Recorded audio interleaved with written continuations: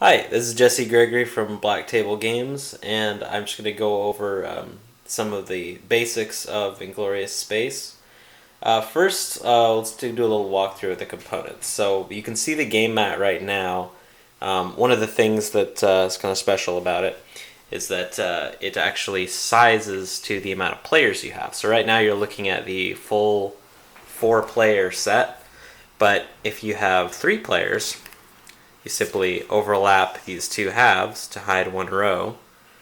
And then if you have 1 or 2 players, because there's a solo mode, then you hide another row and you end up with this more compact grid. So I'll expand it back out to the 4-player version. And then let's look through some of the components. So you have a game mat, and there's 4 of these, one for each player.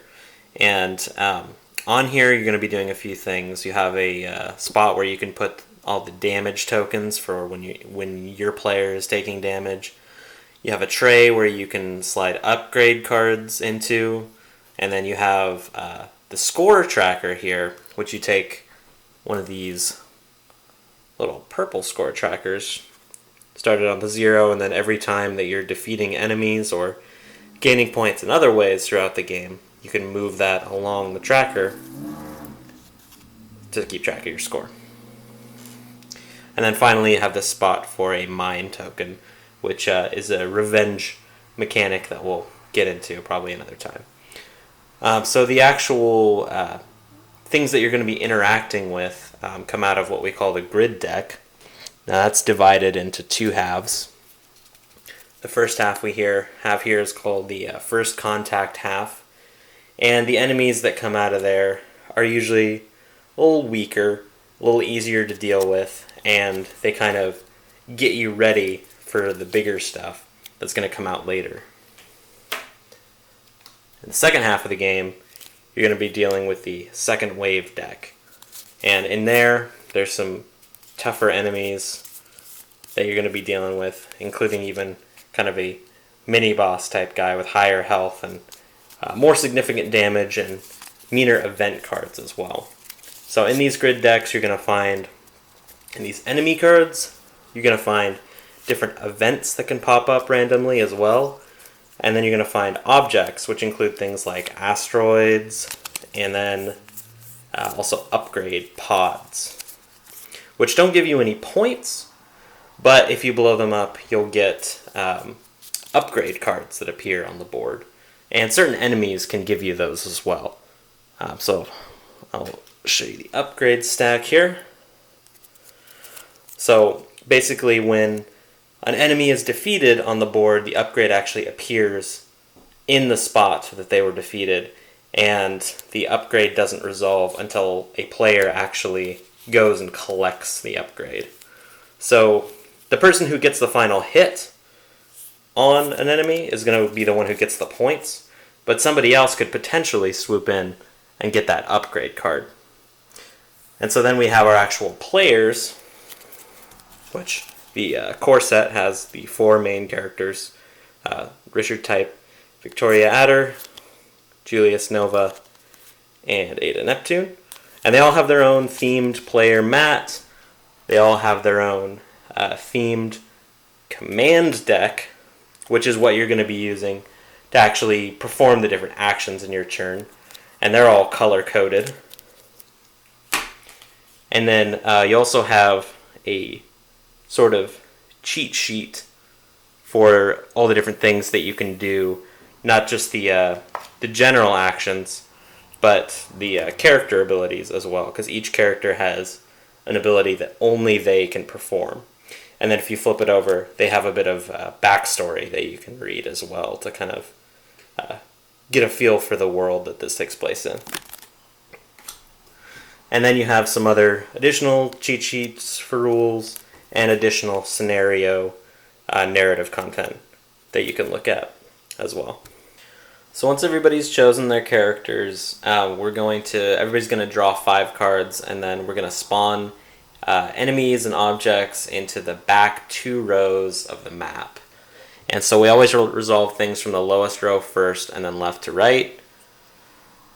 So we're going to spawn these enemy cards in, and you'll notice that this card here has these dotted squares, and basically what that means is with the skull representing where the enemy is on the map, the dotted sections indicate squares that must be empty for the enemy to spawn in. So if this guy is going to spawn in here, the 2 squares to the right are going to need to be empty before the next card can spawn in. And then this one has 1 to the right. So the empty squares would spawn there, and then the square to the right being empty there completes that row, and we move on to the top row. We have an asteroid here that needs an empty space on the left. So we put that there. And then this guy needs 1 on the left and 1 on the right.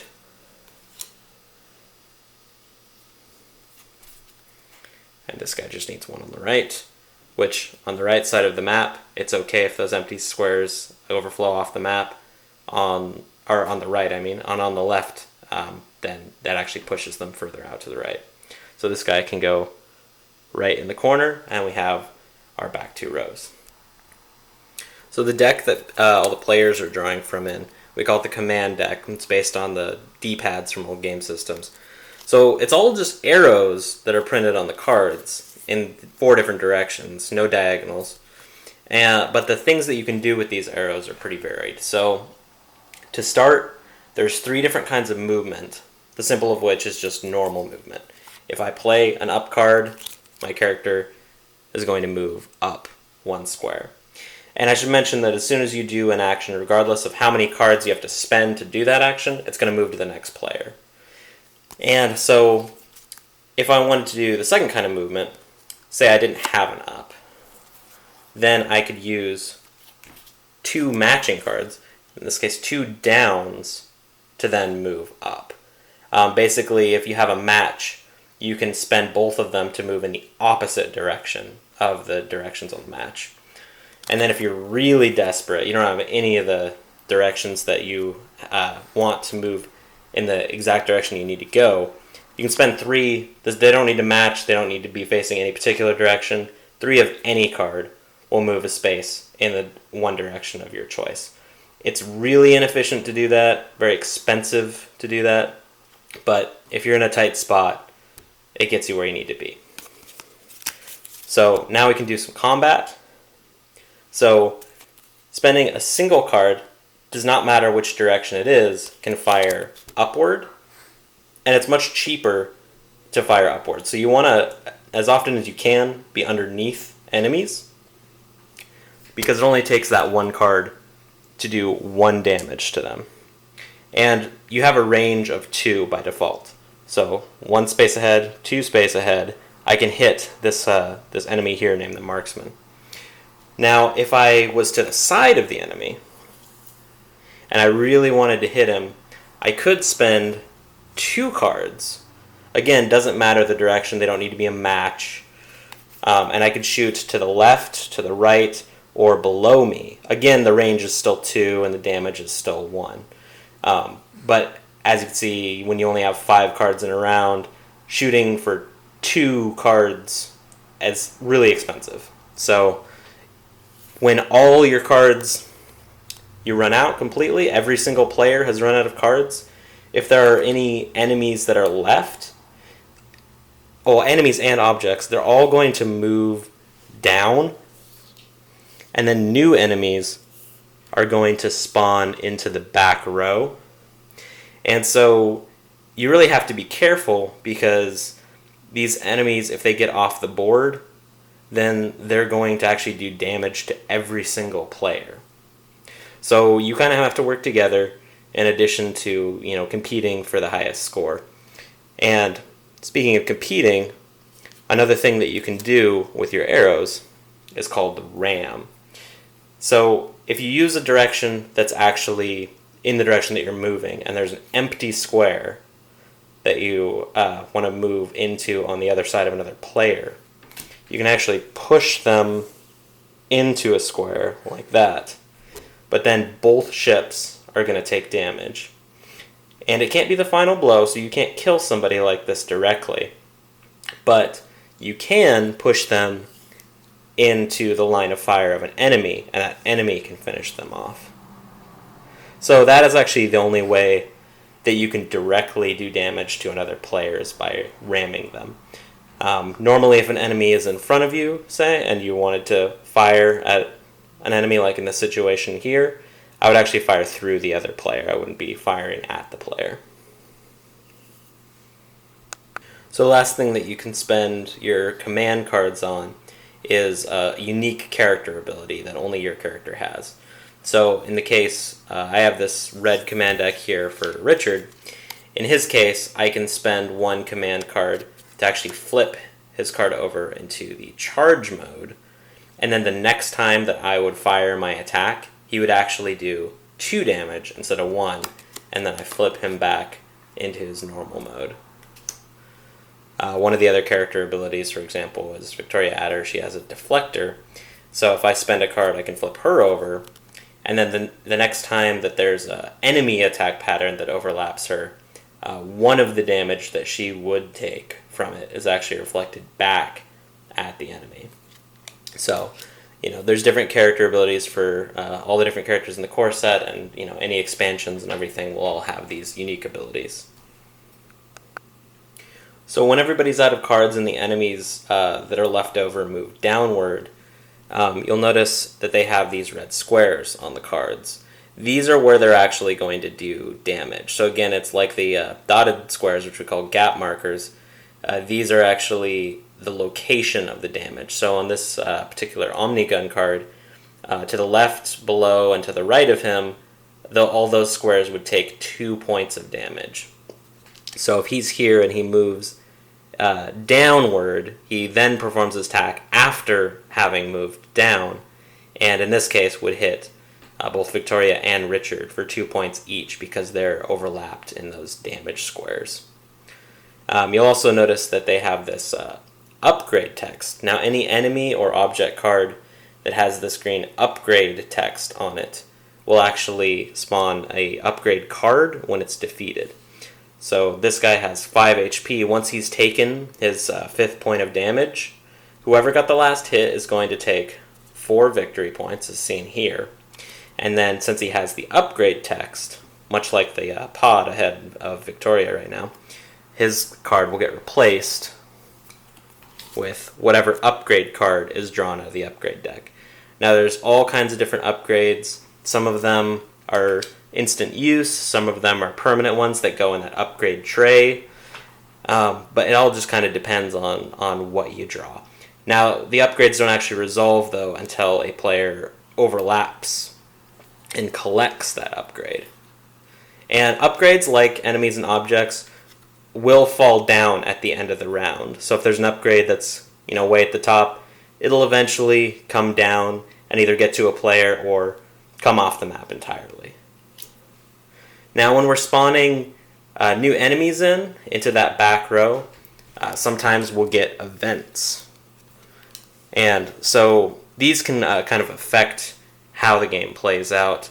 Like this one, for example, greater numbers, causes us to actually ignore the gap markers and place an enemy in the next available space regardless of the gap markers on the current enemy or the enemy that came before it.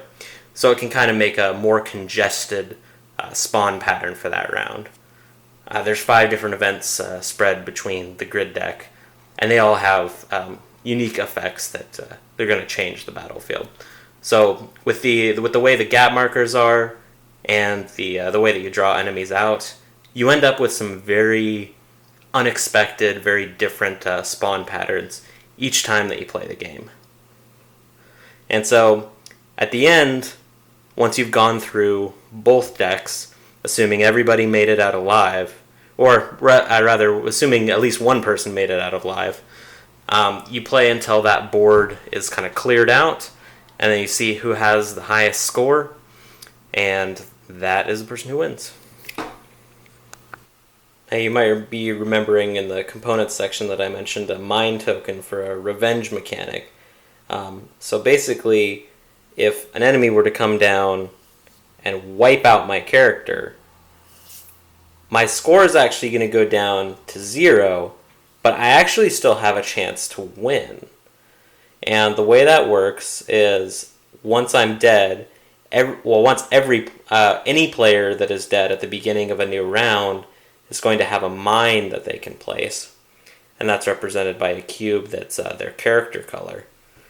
And once all the enemies have spawned in for that round, they place their mine and choose one command card that is going to determine the direction that mine drifts.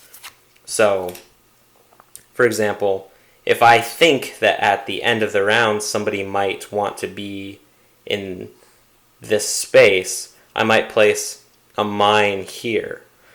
And then the other players don't know which card I chose.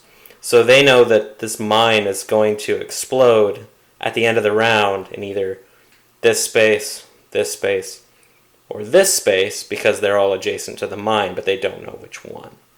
So you want to choose a spot that would be ideal for the other players strategically to end their round on, so that at the end you can reveal that you have a mine that's going to drift into that space that they've left off on and do damage to them. And for every time that you damage them, you're going to get a point. Now, if they end up dying and their score goes down to 0, and you have even 1 point for having damaged them, you're now ahead of them in the scoring.